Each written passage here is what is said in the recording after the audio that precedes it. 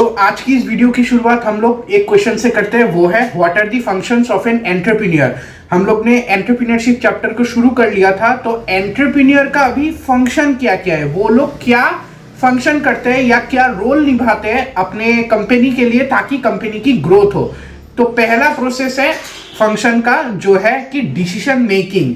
Decision making एक पहला function होता है एक एंटरप्रेन्योर का, कि वो लोग डिसाइड करते हैं कि कैसे हम लोग जो है रिसोर्सेस हम लोग के पास है कैसे यूज करें, how to produce, what to produce, फिर हो गया वेयर टू प्रोड्यूस, मतलब कि चीजों का कैसे इस्तेमाल करें, कब इस्तेमाल करें, कहाँ इस्तेमाल करें, क्यों इस्तेमाल करें, ये सब चीज डिसीजन लेना पड़ता है सभी एंटरप्रेन्योर को। नेक्स्ट हो गया हम लोग का मैनेजमेंट कंट्रोल।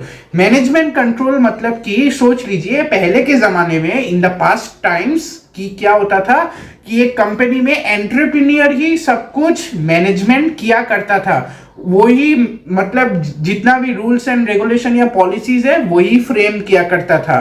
तब मैनेजर वर्ड भी आया नहीं था क्योंकि मैनेजर का ज्यादातर फंक्शन नहीं होता था। लेकिन अब के जमाने में इन द रिसेंट टाइम तो अब क्या होता है कि कंपनीज बहुत सारे मैनेजर्स हायर करती है। देखते हो ना प्राइवेट कंपनीज में कोई कोई बोलते हैं मेरे पापा मैनेजर है उस कंपनी के, तो मैनेजर क्यों बोला गया है, क्योंकि उस कंपनी के वो मैनेजर है। तो अभी क्या होता है कि सैलरी के द्वारा मतलब बहुत सारे मैनेजर्स को हायर किया जाता है, बेस्ट क्वालिटी के मैनेजर को हायर किया जाता है ताकि एंटरप्रेन्योर जो है उसका बोझ कम हो जाए।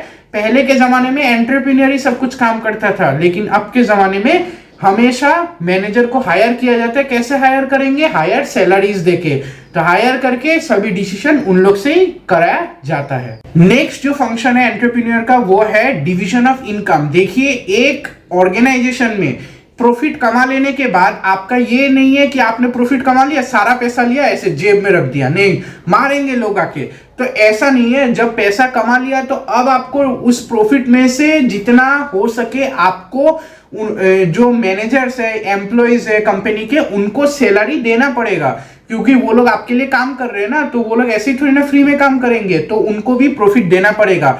तो डिवीजन ऑफ इनकम मतलब उनके काम के हिसाब से, उनके पोस्ट के हिसाब से, उनके वर्किंग आवर्स के हिसाब से, ये सब देख के उनको इनकम देना पड़ेगा। आपका जो प्रॉफिट हुआ उसमें से आपको डिवाइड करके पूरा ऑर्गेनाइजेशन में आपका प्रॉफिट बांटना पड़ेगा as a salary. Next function हो गया risk taking and bearing of risk. मतलब कि रिस्क दो प्रकार के होते हैं, आपको पहला जानना है इंश्योरेबल रिस्क, और दूसरा हो गया ऐसा रिस्क जो आप देख ही नहीं सकते प्लस इंश्योरेंस करवा नहीं सकते, रिस्क आपको उठाना ही पड़ेगा। तो इंश्योरेंस रिस्क या तो बियरेबल रिस्क क्या हो गया, जो रिस्क आप अगर कोई बिजनेस में ऐसा रिस्क आ जाए तो आप उसको इंश्योरेंस करवा के ठीक कर सकते हो, या तो आप उस रिस्क को पैसा डाल के उस पे उस रिस्क को खत्म कर सकते हो। क्या क्या रिस्क सोच लीजिए, फायर लॉस हो गया, या तो फ्लड हो गया, फ्लड हो गया, ऑर्गेनाइजेशन में कुछ पानी घुस गया, इलेक्ट्रिसिटी खराब हो गया, या तो फायर आग लग गई, या तो चोरी हो गया ऑर्गेनाइजेशन में। ये सब क्या है, कुछ कुछ चीजें हैं।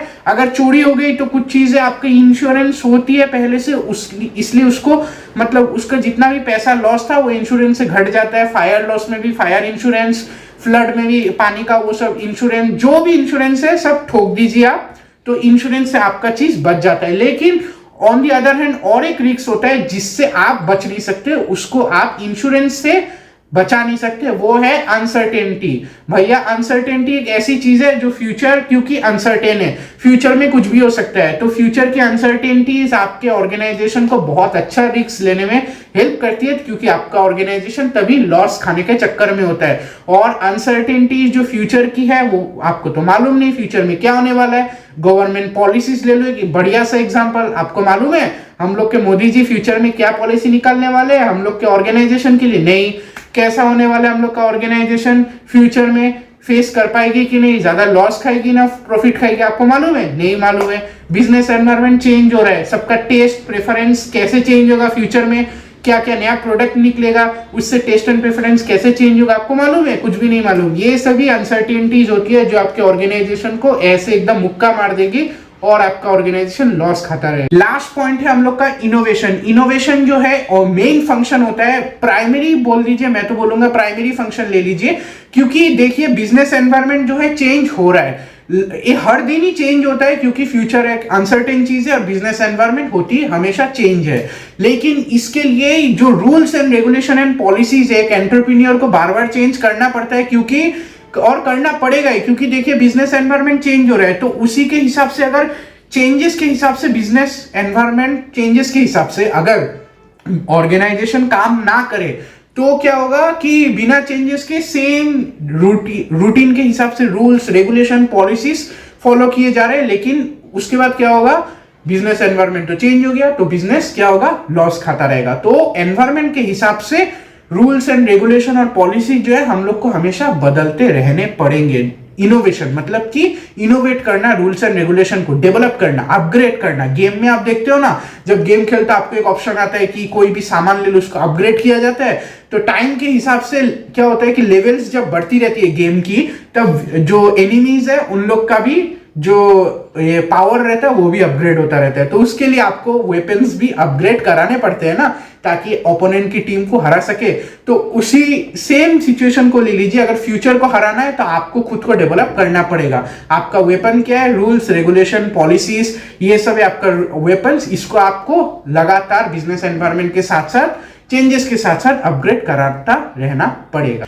सो अभी हम लोग और एक इंपॉर्टेंट क्वेश्चन की ओर बढ़ते हैं, वो है what are the process of entrepreneurship development. मतलब जो एंटरप्रेन्योर बनते हैं तो उनको एंटरप्रेन्योरशिप के डेवलपमेंट के लिए क्या क्या प्रोसेस, मतलब क्या क्या काम करना पड़ेगा ताकि वो एक ऑर्गेनाइजेशन को मजबूत डेवलप कर सके।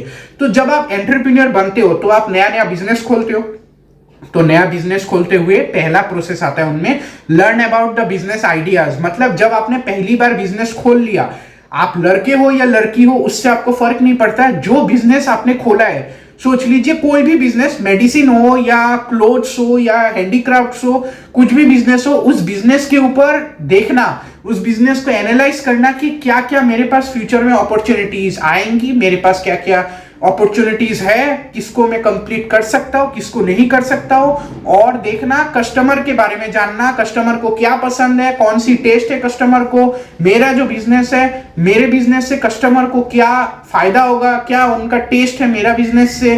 तो ये सब जानकारी पहला एंटरप्रेन्योर का काम है, पहला प्रोसेस होता है इससे शुरू। पॉइंट हो गया थॉरो इवैल्यूएशन। मतलब पहला तो आपने अपॉर्चुनिटीज देख लिया, अभी आपको इवैल्यूएट करना पड़ेगा, मतलब आपका बिजनेस किस किस तरीके से प्रॉफिट कमा सकता है। पहला कभी ले लीजिए अपॉर्चुनिटी कैसे आएगा, फिर ले लीजिए रिक्वायरमेंट क्या, हम लोग जो प्रोडक्ट जो बनाते हैं, एक ऑर्गेनाइजेशन प्रोडक्ट बनाती है, उसके बनाने के लिए क्या क्या रिक्वायरमेंट्स चाहिए। नेक्स्ट हो गया मेरा जो कॉस्ट रहेगा, सब प्रोडक्ट जो बन रहा है उसमें तो पैसा लगेगा ना, जो भी मशीन या मटेरियल्स चाहिए उसकी कॉस्ट। फिर हो गया आपका कंपिटिटिव एडवांटेज, मतलब क्या क्या एडवांटेजेस है आपके साथ कि आपने जो ऑर्गेनाइजेशन खड़ा किया है वो आपका ऑर्गेनाइजेशन कितना फाइट बैक कर सकता है, कितना कंपटीशन दूसरों को दे सकता है। नेक्स्ट हो गया हम लोग का रिस्क क्या क्या है, मतलब मेरा ऑर्गेनाइजेशन तो मैंने सेटअप कर लिया, लेकिन मुझे देखना भी पड़ेगा अगर फ्यूचर में मेरे ऑर्गेनाइजेशन में कुछ हार्म हुआ तो कहां से हो सकता है, रिस्क क्या क्या है मेरा ऑर्गेनाइजेशन में। ये सब होती है थॉरो, मतलब एकदम थॉरोली रिवीजन करना। सोच लीजिए एकदम रिवीजन करना कि आपके ऑर्गेनाइजेशन को क्या क्या मतलब हार्म हो सकती है और क्या क्या आप अपॉर्चुनिटीज ला सकते हो अपने ऑर्गेनाइजेशन। नेक्स्ट पॉइंट हो गया बिजनेस प्लान करना, मतलब पहले तो आपने अपॉर्चुनिटीज देख ली, फिर आपने ऑर्गेनाइजेशन को पूरा ठीक से देख लिया, अभी क्या है पूरा बिजनेस प्लान करना ताकि आपका ऑर्गेनाइजेशन मजबूत हो सके। प्लानिंग करना पड़ेगा ना फ्यूचर के लिए। तो मैंने जो कहा था मैनेजमेंट, बिजनेस मैनेजमेंट और जितना भी मैनेजमेंट का हम लोग ने पढ़ा पार्ट ए में, वहां पे प्लानिंग का मैंने जिक्र बहुत बार किया। तो प्लानिंग करना पड़ेगा अगर आपको फ्यूचर के गोल्स को फोड़ना है। नेक्स्ट हो गया फाइंडिंग रिसोर्सेस, प्लानिंग भी आपने कर लिया, अभी रिसोर्सेस जो है, मतलब क्या resources, physical resources, human resources, इनको इकट्ठा करना पड़ेगा। तभी अगर इकट्ठा नहीं करोगे तो आपकी ऑर्गेनाइजेशन रन कैसे करेगी। आपकी ऑर्गेनाइजेशन रन कैसे करती है, जब आपके ऑर्गेनाइजेशन में एम्प्लॉयज होते हैं, मतलब कि ह्यूमन रिसोर्स। फिर हो गया फाइनेंशियल रिसोर्स, आपकी ऑर्गेनाइजेशन चलेगी कैसे, जब आपके पास फाइनेंस होगा। फाइनेंस होने से ही, मतलब पैसा होने से ही आप अपने एम्प्लॉयज को मटेरियल्स जो है प्रोवाइड कर पाओगे, तभी एम्प्लॉय जाके काम कर पाएंगे। तो ये सब रिसोर्सेज को इकट्ठा करना प्लानिंग करने के बाद। देखिए अभी और एक पॉइंट आता है, framing out the management structure. मतलब कि आपने ऑर्गेनाइजेशन का तो रिसोर्सेज देख लिया, अभी आपका ऑर्गेनाइजेशन का मैनेजमेंट स्ट्रक्चर कैसा है, मैनेजर्स अच्छे है कि नहीं, बोर्ड ऑफ डायरेक्टर्स ठीक है कि नहीं। अगर कुछ भी ठीक नहीं है तो आपको नए नए मेंबर्स, मतलब कि मैनेजर, बोर्ड ऑफ डायरेक्टर ये सब अंदर लाने पड़ेंगे ताकि आपका मैनेजमेंट स्ट्रक्चर जो है मजबूत हो जाए। लास्ट जो पॉइंट है वो है प्लानिंग द फ्यूचर। ये मतलब कि प्लान द फ्यूचर। फ्यूचर भाई अनसर्टेन है, तो आपको फ्यूचर को मजबूत करने के लिए आपका प्रेजेंट आपको मजबूत करना पड़ेगा। प्रेजेंट कैसे मजबूत होगा, आपका रिसोर्सेज ठीक है कि नहीं, आपका मैनेजमेंट स्ट्रक्चर ठीक है कि नहीं। आपने प्लानिंग के साथ साथ कुछ सब प्लान्स, जो मैंने प्लानिंग चैप्टर में कहा था, प्लान्स के साथ साथ कुछ सब प्लान्स बना के रखिए ताकि फ्यूचर में अगर प्लानिंग काम में ना आए, जो मेन प्लान है वो काम में ना आए, तो आपका जो बैकअप है जो है सब प्लान्स वो काम में आ जाएगा। तभी आपका फ्यूचर एकदम इजी हो जाएगा, आपको प्रॉफिट 100% श्योरेंस मिलेगा।